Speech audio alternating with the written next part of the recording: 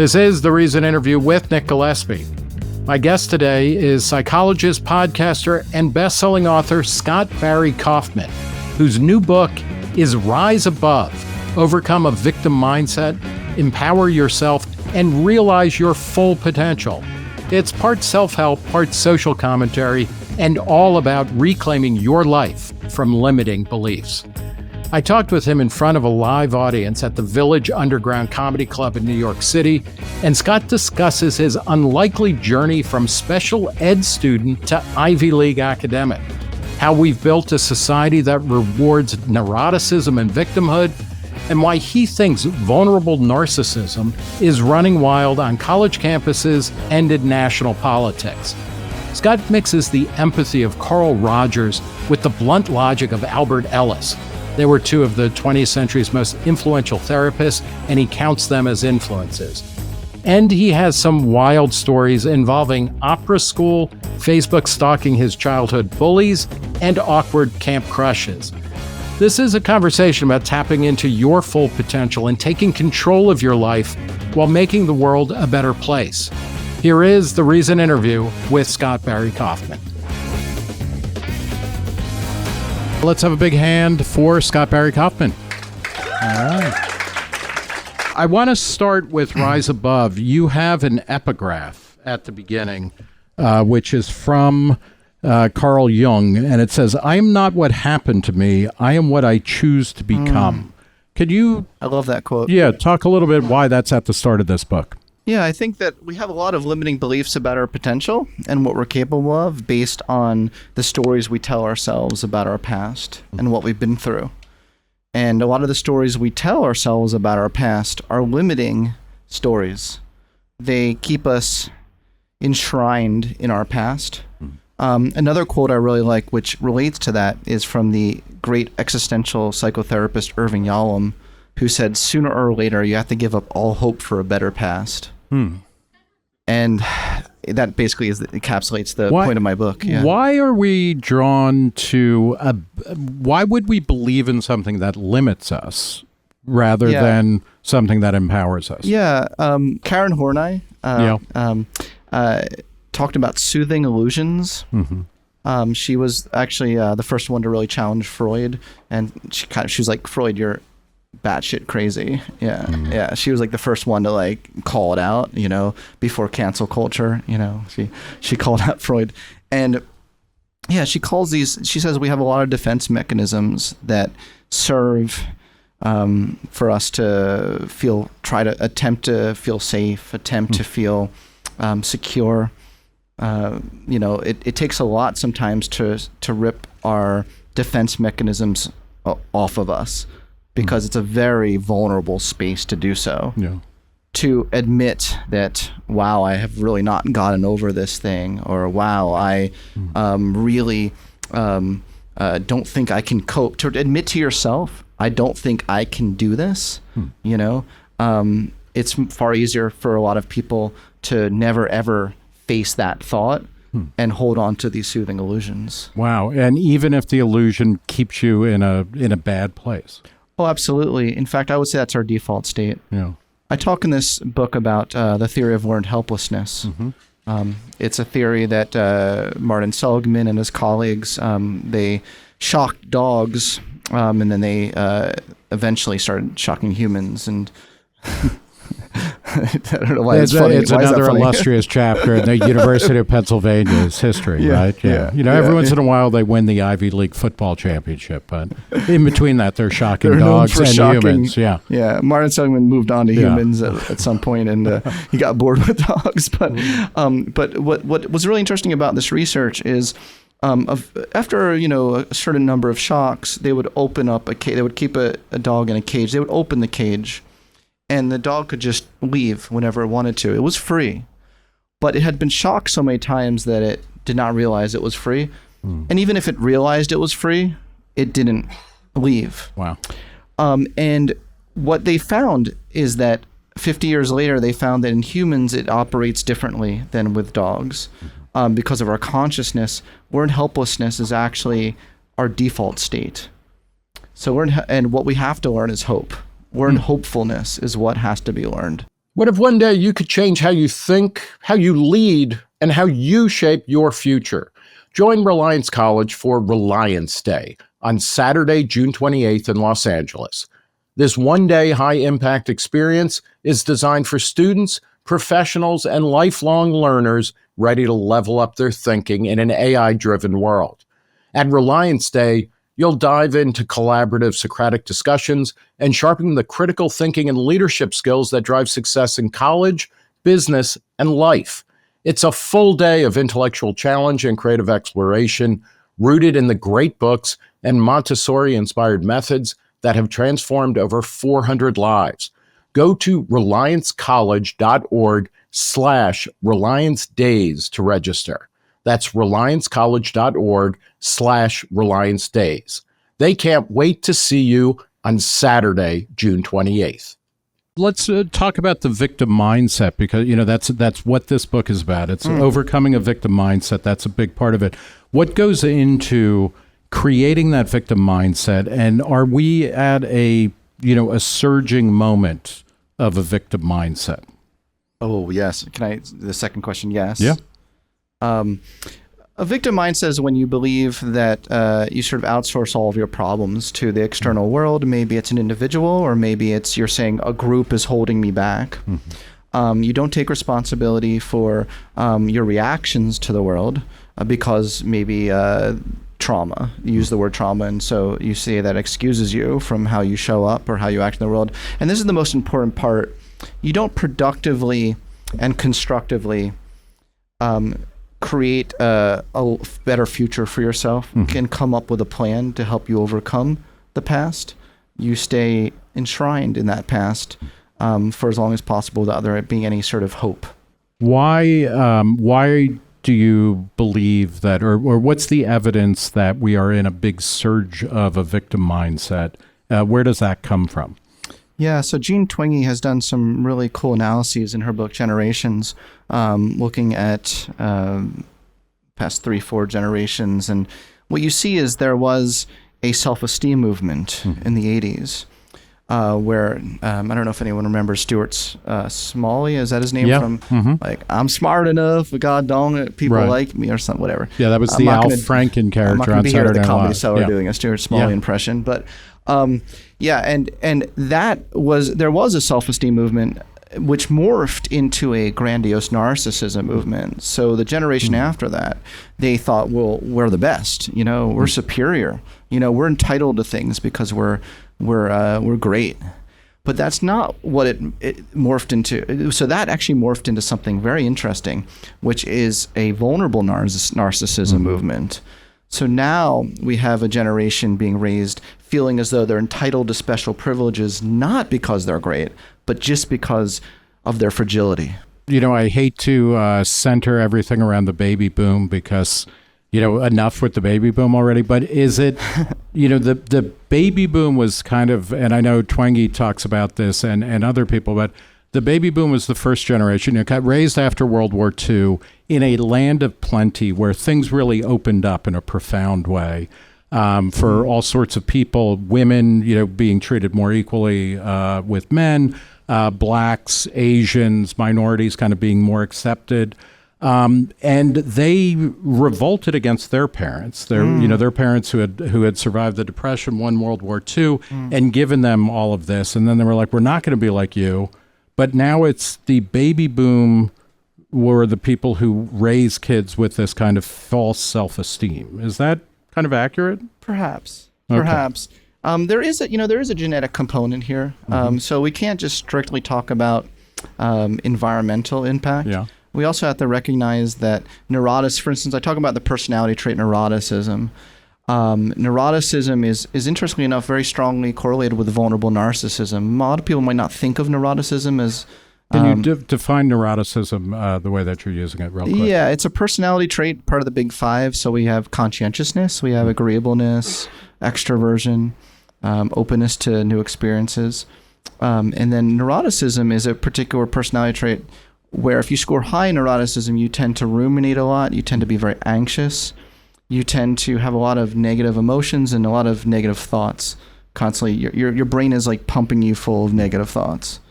And genes do play a role in that, in the development of a cognition that constantly is feeding you these kinds of thoughts and things. And I think the environment then can amplify neuroticism. And interestingly enough, I think we have an environment that's not only amplifying it, but rewarding neuroticism. Explain that. Welcome to social media. You know, I think that you get a lot more attention within our tribal sort of universe that we live in by complaining, by ruminating, by all these cognitive distortions, you know, that like Jonathan Haidt talks about and Greg Lukianoff in their book Coddling the American Mind. You see a lot of these cognitive distortions on the rise, which are correlated with the trait neuroticism. Explain vulnerable narcissism as a term. This is not the first time that you're using it, but it's a big part of this book. What is vulnerable narcissism, and where does that come from? Like everything, it's a mix of nature and nurture. But as I was saying earlier, it's a form of entitlement based on past suffering. So you feel like I've suffered more than everyone else. So it'd be, for example, you're at Starbucks and there's a huge line, and you're like, oh wow, I really should be the first one in line. I probably suffered more than everyone else in this line. There is a scale, and one of the items on the scale, my favorite items on the scale, is if I was on the Titanic when it was going down, I should get the first life raft because of all I've suffered. So where did you come in on that scale after, you know? Like now? Yeah. You know, that's actually been an interesting journey for me. I think I used to be pretty high in vulnerable narcissism when I was really young and put in special education, and everyone thought I was stupid. And I'm sure you're going to ask me about that. At some point, why don't we start with that? This is, you know, we'll unspool all social science is really autobiography, right? Okay, yeah. So part of what you're talking about in this book is, you know, overcoming a victim mindset and empowering yourself. You have a kind of great story to tell where you think it's a great story? Yeah, I think it's an interesting story. It was traumatic. Let me put it that way. Yeah. Okay. Well, you know, I was being nice to you because we're sitting in the same room, but it could be great, or I'm rolling my eyes. Kind of fucked me up, dude. Let's put it this way. You have a wonderful academic pedigree. You have a very successful psychology podcast. You're writing books on a regular basis, so you're doing something right. But you started out, you were kind of the slow kid. How did that happen, and how did you get out of that? Yeah, for the first 3-4 years of my life, my head was zipped up in a cloud. I had a central auditory processing disorder, which took an extra couple seconds for me to process things in real time. And yeah, everyone definitely thought I was stupid. Like, I was bullied almost daily. And by the way, I still follow those bullies on Facebook to see what they're up to. Yeah. But that's an aside. But I was bullied a lot. Are you doing better than them, or are they like? Oh, I'm doing much better than them. Okay, yeah. Yes. Yeah, and you let them know that, right? No comment. I'm on stealth mode. Yep. Yeah, I'm not. I'm all like, hey, it's Scotty. Remember me? And I was just. No one expected anything of me. I mean, it gets you to a certain state of absurdity where you start to just feel like, well, then what's the point of anything, you know? I was kept in there till 9th grade. And I remember there was this day in 9th grade where it was humiliating. They would remove you from the mainstream classroom to take a special untimed test. And here's the thing. I've always been the kind of person where I didn't want the crutches. See, what was bothering me is that they kept giving me all these crutches that I didn't even want because I felt like I was smart, but no one else thought I was. Right. So, but I was in this special room taking this untimed history test, and there was a teacher there that day who I'd never seen before. She never saw me. She was covering for the regular teacher, but I was being my normal smart-ass self, and she said, why are you daydreaming? And I said, well, it's an untimed test. I have the rest of my life to take this test, so what's the point? And she's like, fair point. And then she's like, I'd like to talk to you after class. And after class, she sort of like looked at me, and I was like, what the fuck is she looking at? My zipper up? Like, what the hell? And she's like, I see you. And she's like, I see you. She's like, what are you still doing here? And what's fascinating is sometimes it takes in life only one person asking, we call it in the coaching world a powerful coaching question, but sometimes it only takes one person to ask you one question that you've wanted someone to ask you your whole life to just ignite something in you. So she asked me that, and I thought in my head, yeah, what am I doing here? What am I doing here? Yeah. And I ran to the payphone and I called my mom, and I said, Mom, I'm breaking out of special ed. Yeah. This was a really big, like, dramatic moment for me, you know? And my mom starts screaming, you know, and she's this neurotic Jewish mother. Like, she's like, what are they doing to you over there? You know, you can't, like, break out of special ed. You'll go to jail, you know? And I was like, no, I'm breaking out. Yeah. And no kid had ever in the history of my school district, it never dawned on any special ed student for the student themselves. I had this, I don't want to say come to Jesus moment. That's not what I mean. But I had something like that, you know, where I was like, no one's coming to save me. Yeah. If I want to do this and live the life that I want to live, I got to make a change. And now I'm sounding like Michael Jackson. So, but let's hopefully, you won't go that full. Nobody goes full Michael Jackson, right? No, we don't want to go full Michael Jackson. That's true. I was just talking about that song. I'm trying to make a change. You know that song? When you talk about that person who sees you, I mean, you know, part of it is that question was asked you at a time when you were ready to receive it and answer it. You know, what can other people learn from that kind of moment? Well, a lot. I wrote a book about it, you know. And I want people to know, first and foremost, that so many of their thoughts about what they're capable of and their potential is really in their own head, and it's mostly limiting. If you ask most kids, you go into schools and you literally do surveys and you interview them and ask them what you think they're capable in their lives, or how realistic, you know, are their dreams.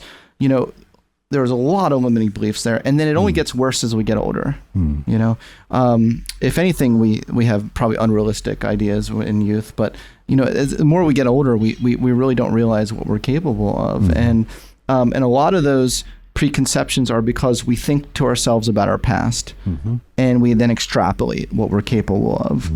But there's a really profound truth, what I talk about in the book. I think life is what you make it, to a much larger degree than we realize.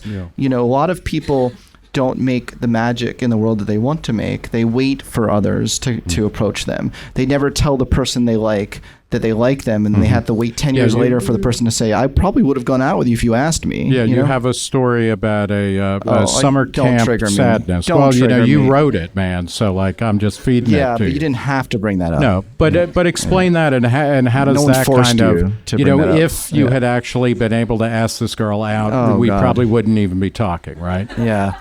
That's right. Why? Why is that? Because she would have had a happy life. You wouldn't be writing books. You'd be out sailing the Mediterranean. I'd be off. No, but explain what happened in that camp, and how does that illustrate? Well, that was traumatic, and I do use the word traumatic accurately in this situation. Okay. I think a lot of people misuse that word, but her name was Eddie, which is right there. It's funny right away. You know, like her name was Eddie, and all summer camp, every day, I would say to myself, tomorrow I'm gonna ask Eddie out, you know, tomorrow. And then the day would come and I would see it. I remember once I saw her at the pool, and I got the courage, I got close to her, and then I jumped into the pool in the last second. And then I hit my head, and that was the whole thing. But I like didn't talk to her that. And then and so the very last day of summer camp, I'm playing tetherball. Does anyone remember that? Yeah, sure. Does anyone remember that summer camp? I'm playing tetherball, and this is my last 5 minutes of summer camp, and she comes out of the mess hall, you know, with all her friends, and I was like, this is my moment. This is it. So my heart is like, I turn to her and I say, Eddie, I love you. Yeah.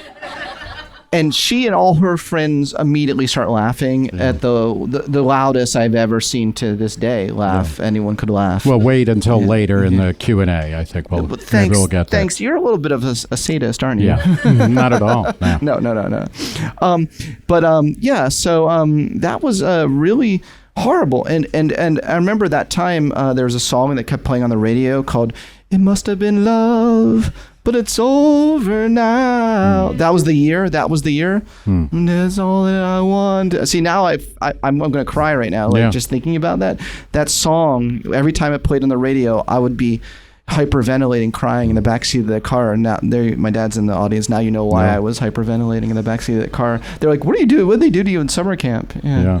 So, but now what you're saying is that those kinds of moments, it actually, I mean, you experience it as trauma, but in fact, you should have done that on the first day of camp. So Absolutely. Like, how do you process that? And not only that, I don't know if the moral of the message is I should have done it on the first day of camp, but I should have. That's true. But the moral here is that, what the hell is the moral?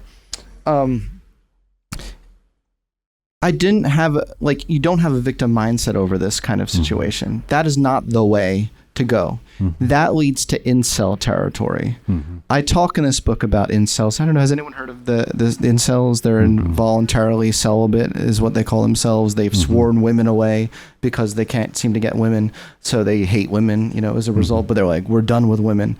That's not the way, I talk in the book, that's they're like a great example of a victim mindset, right? What you learn, and I think almost every kid, do you have any Eddie's type story at all, or are you just a ladies man at age 10? No. Yeah, it's Eddie's all the way down. You Eddie's all, yeah. Okay. Yeah. So I think most guys can recognize that feeling, and a lot of women too have been rejected too. And what you learn is, part of the maturity process is being able to deal and cope with rejection. I mean, I've come such a long way in that regard that now I almost embrace rejection. I'm not just talking about with the Eddies of the world. So you were calling me a sadist. You're a masochist. Oh, right? interesting. Yeah, okay. This just got BDSM now we're real getting fast. interested. Yeah. Whoa. Did not see that coming. Let's go back to the vulnerable narcissism, because, I think there's a broad misunderstanding that narcissism is a kind of source of personal strength, that, a person who's a narcissist has a grand opinion of themselves and they dominate things. Everything is about them. But, what you're talking about, excuse me, and particularly with vulnerable narcissism is a defensive posture. It is a defensive posture. Can you explain a little bit about that? And then, what does that mean? And then how does the vulnerable narcissism, why has that become kind of the character type of our age? Well, people who score high in narcissism, and I want to be very clear that I brought, part of my research program is bringing the term narcissism out of the clinical realm and into the domain of personality. So that's my published papers is it takes a personality perspective on narcissism. So everyone in this room is somewhere on that continuum. And not only that, but it's also a mindset. We all can have our narcissistic moments. I mean, who hasn't been like that? So much of narcissism is that you're defending your ego like it's a fort. And that really shuts you down and inhibits you from growth and development as a whole person in so many ways.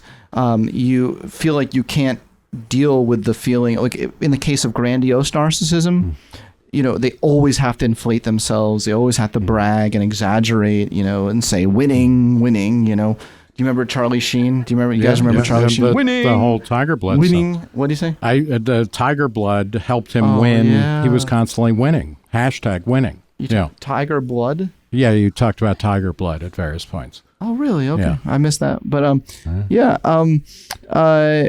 so that's that. But then vulnerable narcissism is an interesting thing in its relationship to the ego. It was talked about a lot by Kohut, was a psychoanalyst who they didn't call it vulnerable narcissism back in the psychoanalysis day. They called it like closet narcissism, which we won't call it that anymore.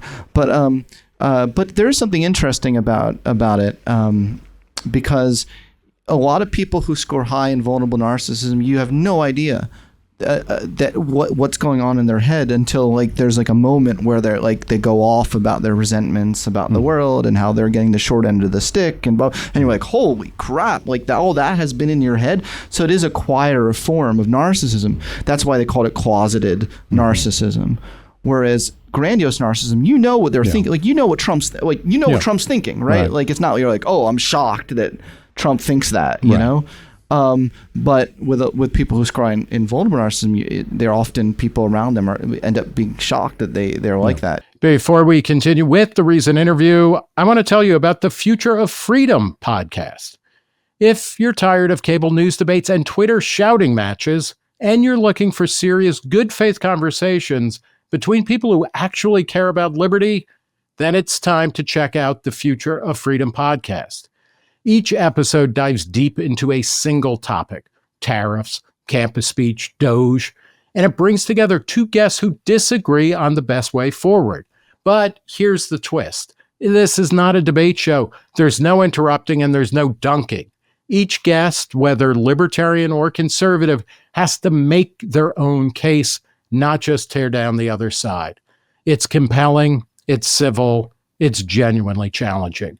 You'll hear familiar reasoned voices like me, Stephanie Slade, and Joe Lancaster on it, alongside other principled thinkers on the right and center right, each bringing sharp ideas to the table. So if you believe the future of freedom depends on more than just winning arguments, and you're ready for something deeper than the usual echo chambers, check out the Future of Freedom podcast. Real disagreement, real ideas, real conversations. Subscribe to Future of Freedom wherever you get your podcasts. That's Future of Freedom. And now, back to the recent interview. I want to talk a little bit more about your victim mindset and how you got out of it, and then talk about how, like, on you in the book, you point out that this stuff happens on an individual level and then on a social or a societal level. Yeah. You have a great story about you went to undergrad at Carnegie Mellon and you wanted to get into the psychology program. Yeah. But you couldn't. No. So, but you didn't say like, okay, well, fuck it, I'm not doing anything. How did you get into Carnegie Mellon, and how did you end up getting into the psychology program? Well, I applied to the psychology program, cognitive science program in high school, and I got rejected, presumably due to my SAT scores. And I was like, no, I want to figure out a way of doing this. So I looked at the departments at Carnegie Mellon that didn't look at SAT scores, and I found the opera program, and I rolled up with my horns and I was like, whatever. And I was like, I don't really give a shit. I'm like, just let me into this fucking school. And they gave me a part, like, I mean, they came out, right, Dad? They're like, oh, you're a brilliant opera singer of the next generation, better than Pavarotti, whatever. Let's give him a scholarship. But not Luciano Pavarotti, Mel Pavarotti, right, or something. Well, my nickname in high school was actually Pavascotti, which is so. Were you a good singer? I guess, yeah. I mean, here's the thing that's interesting about that whole situation is that I was imitating an opera singer. I faked it. Yeah. I remember once the reason why the choir, I remember I was with all my friends in choir after I took I did take myself out of special ed, by the way. Yeah. And I remember the semester after I took myself out of special ed, after class, I was hanging out with my friends in the choir room, and I was making fun of them. And I was like, and the opera teacher comes up to the choir teacher. She's like, you're amazing. Like, you should be in choir. And so I was like, okay. That's great. So I joined choir, and then I won like all regional and all that. But I never took it serious. I mean, I was making fun of them. Yeah. Wow. So I'm still making fun of them, you know. Anyway. Do you think, are there any psychology, kids in the psychology program who are like, I'm going to get into the opera program? What a great... Like, B.F. Skinner loved to tap dance, but Harvard didn't have a tap dance program. What a great question. So, yeah. Well, I did a whole year of the opera major, which was not torture, but torture, because I had to take dance class. It wasn't the singing that was torture. I had to take ballet classes. They wanted to make you a triple threat. Yeah. So I had to take ballet classes. I had to do Shakespeare. I'm a terrible actor, and all this stuff. And I remember, if I can tell the part of the story, because this was all my plan, right? It was to go to the psychology department. So I waited till the end of my first year, and I went to the department, and I said, hey, to the secretary, do you think maybe I could be a minor in psychology? It's called foot in the door technique. You never tell someone on a first date what you really want to do with them, right? It's like, can I, you know what I'm saying? So They're like, sure, of course, no problem. You can be a minor. No one's ever been this excited to be a minor in psychology at Carnegie Mellon. And what's fascinating about that situation is like they had rejected me, right? I was so scared that they were going to look at my SAT scores or my IQ score when I was 9 or whatever. This secretary could care less. She was eating her bologna sandwich for lunch. She's like, will you leave me the fuck alone? Like, here's your minor. You can have 2 minors if you want. I don't give a fuck. And I remember skipping in my tights on the way back to my dorm room that day because I had come from dance class earlier that day. And I had this paper in my hand. You don't believe me. That's why I was wearing tights. Nick. Okay.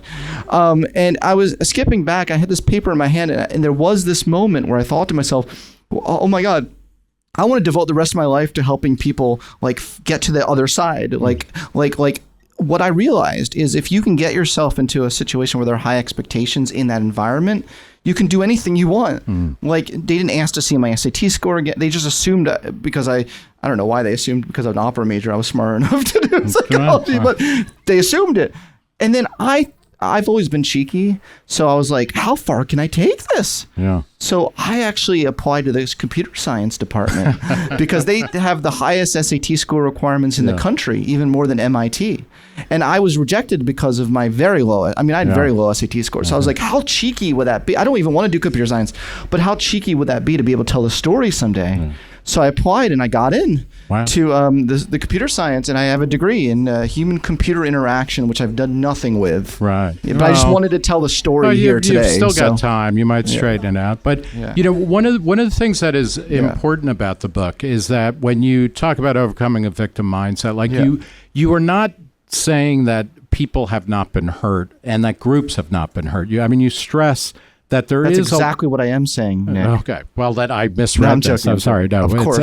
No, but that groups and individuals have suffered real trauma. Yes. And that we need to acknowledge that's part of being a better society, but also as an individual being able to move forward, like recognizing what has happened to you.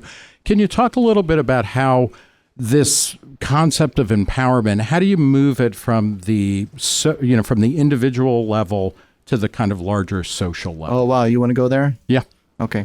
I insist. Okay. I wasn't planning on the last chapter of this book being about group dynamics and group victimhood, but it felt, when I was writing chapter 10, it was a year and a half ago, the protests in Colombia were the encampments.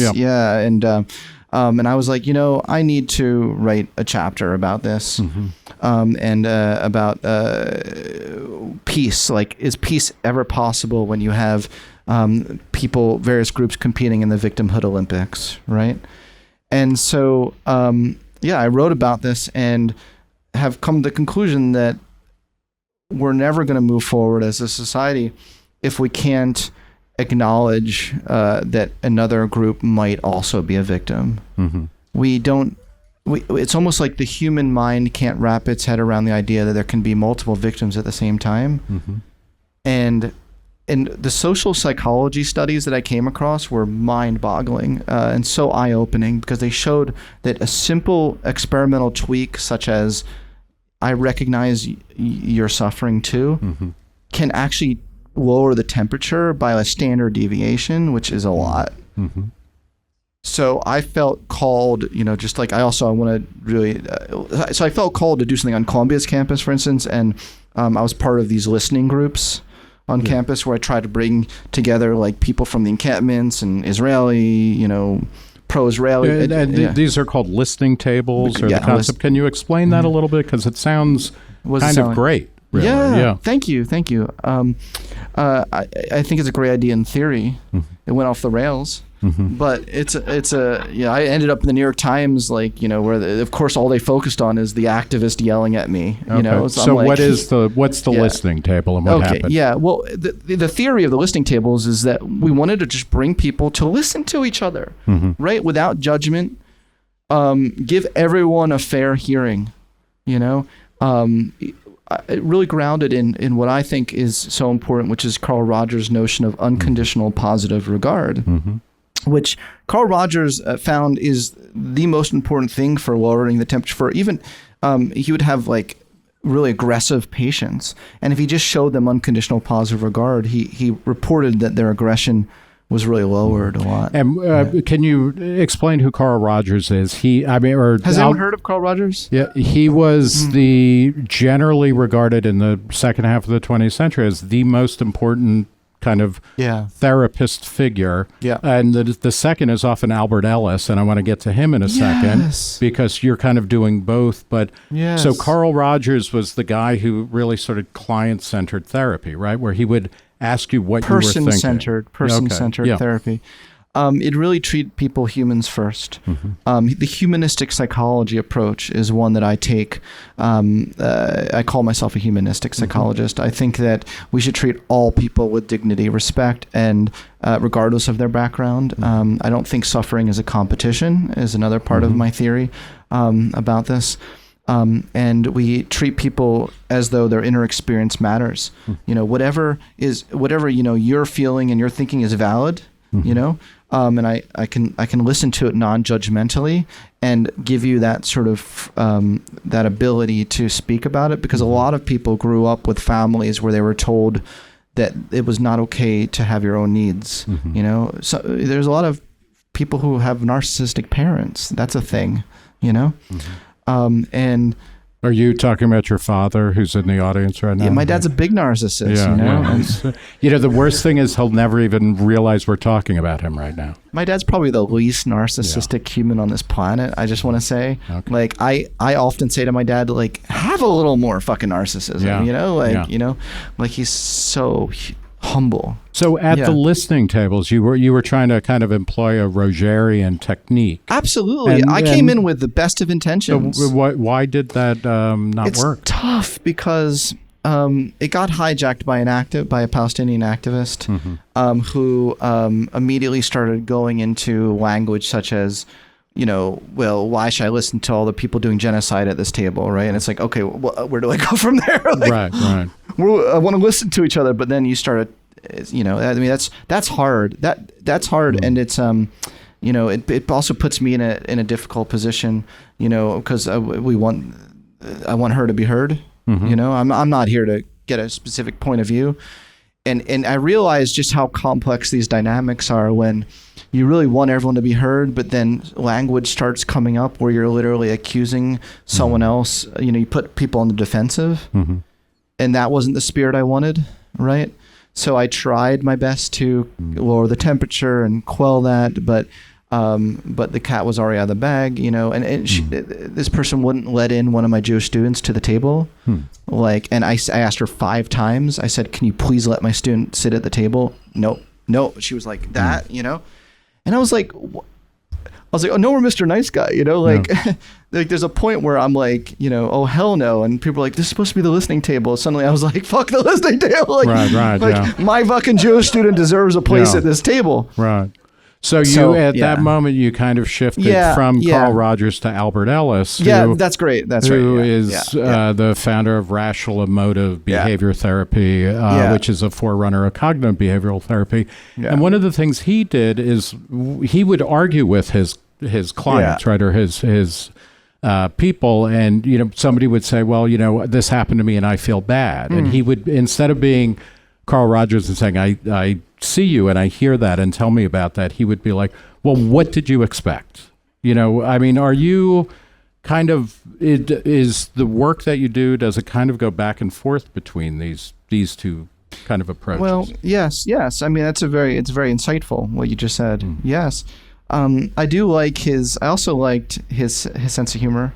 Albert Ellis' sense of humor. I preferred it more than Carl Rogers' sense of humor. Was Carl Rogers, did he have a sense of humor? I know Albert Ellis had, he used to sell t-shirts saying, don't should on me. Because he was like, nobody should, when people start saying you should do this or that, it's like time to he called it, he said, don't masturbate all over yourself.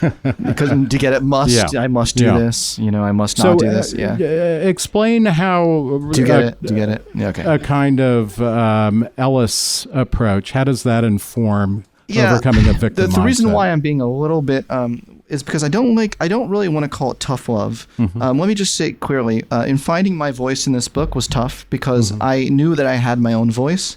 And I didn't see it well represented in any extreme approach. So on the one side, you have the coddlers Like I roll my eyes whenever I go on Instagram and I see one of these trauma influencers saying things like, "It's okay, you're an asshole. You've had trauma. Just sign up for my newsletter and I'll keep telling you that." Right. I couldn't deal with that anymore. I was snapped. Yeah. And then on the other end, you have the pick yourself up by the bootstrap people, which are equally as annoying. And they completely ignore any context. It's like, stop sissy boy, stop crying, and that wasn't my vibe. So I was like, what is my vibe? What is my vibe? And I call it honest love. And with honest love, I believe in So I am kind of a combination because on the one hand, I'm Carl Rogers. I want to validate, but I don't want to stop there. I want to validate and I want to empower. And I think that's what's missing in our society today. We stop at the validation, right? We're like, oh my God, it's terrible, it's terrible, it's terrible. But we don't also say, but, and, like yes, and improv. I'm a big fan of improv. Yes, and you got this. Yes, a terrible thing happened to you, and I show you empathy for that. And I think that's what the love part is. But I think the honest part of honest love, which is the approach I call it, is then saying, and you can do this. You can move forward. You can overcome this, So could you, to go back to the listening table, and in a context like a college campus, a highly charged one like Columbia, what do you do to get to the next stage of dialogue or tolerance or pluralism if, it seems really hard to have that, that kind of conversation? I have all sorts of crazy ideas. They shouldn't be crazy, but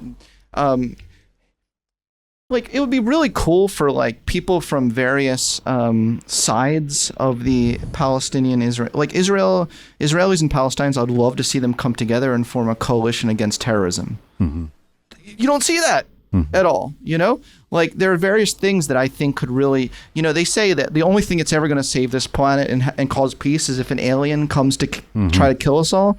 Then we all bond together against the alien and we forgot our own differences, right? I would love to see, there's so much petty fighting that is so unnecessary and also points the finger at the wrong enemy.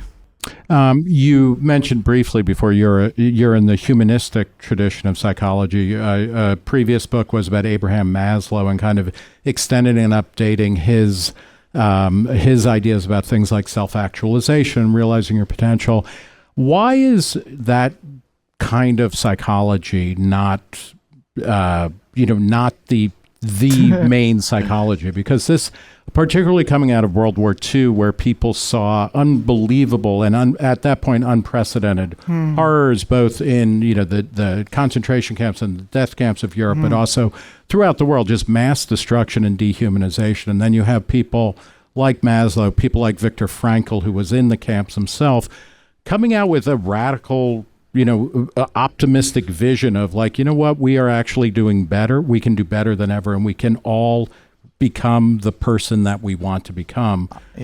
Talk a little bit about. I really believe that. Yeah. I really feel like I'm carrying on the baton from Maslow. I feel a great resonance with him. When I wrote my book Transcend, I wrote in the dedication to a dear friend I've never met. Because Maslow had talked about how he feels like he's dear friends with people he's never met. He's like, I admit it's a bit one-sided, but I feel a friendship with Spinoza. He was a great fan of Spinoza.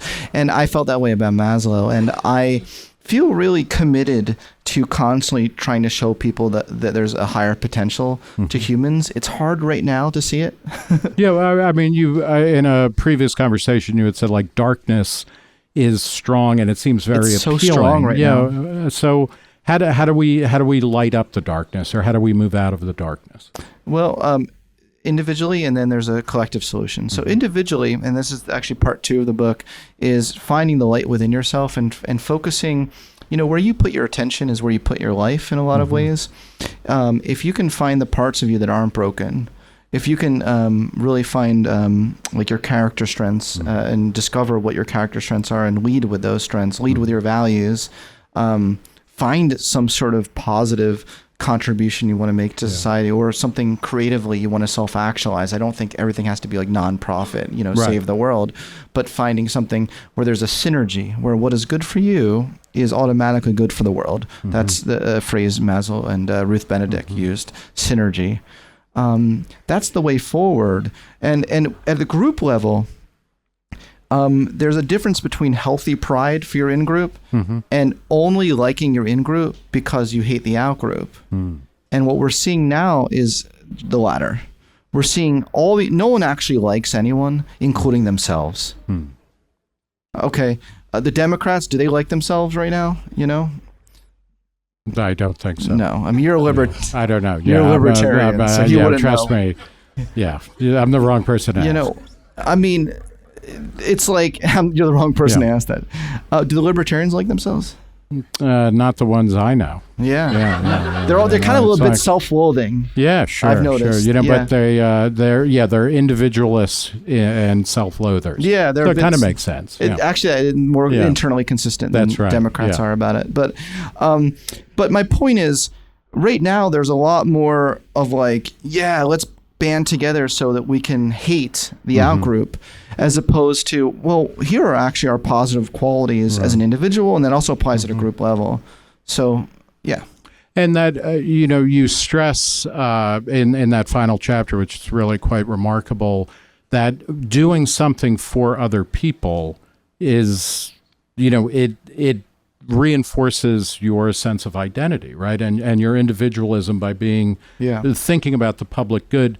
Can you, what are some examples that you think really kind of encapsulate that kind of energy? Well, I think that self-transcendent experiences is where it's at. So if you can get into the flow state of consciousness, where time kind of recedes in the background and you're just one with whatever you're doing, maybe you're creating, or maybe did the red light just go on? No. Oh, okay. Sorry. So if you can be one with whatever you're doing, there's something like social flow, where like we're in right now. I think are we in social flow? I just got us out of it, but where you feel like time kind of doesn't matter. You really are one with the person you're talking to. You can also see it with when you're creating something. Are you one with what you're creating? And then you can actually scale this up. So flow can be scaled up to peak experiences, to even mystical experiences. People who do a lot of psychedelics talk about this very rare experience, the mystical experience, but there's some really interesting research coming out now showing a correlation between psychedelic use and reporting this sense of oneness. There's a research that I talked about. What would it be like if you actually really believed that we're all one? Where researchers did a study where they looked to see, do you have a oneness mindset to life? And they found that people who would actually really believe that we're all one, they were happier, their well-being was higher, they were less likely to get in fights, with others. They were much less likely to have a victim mindset. So I do think, if I may integrate my book Transcend with this book, which is basically the same title, just Rise Above is the same shit, but it's just, what's my next book going to be called? Like Higher or something? Yeah.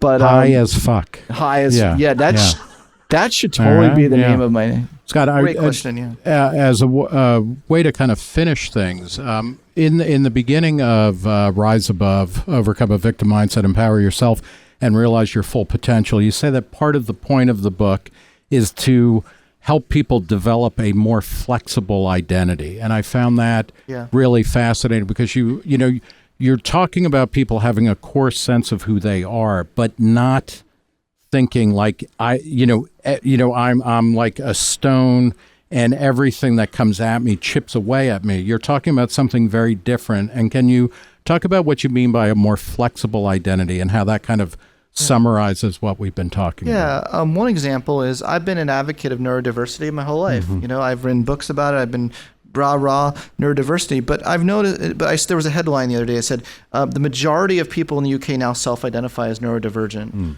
So it's like, what the?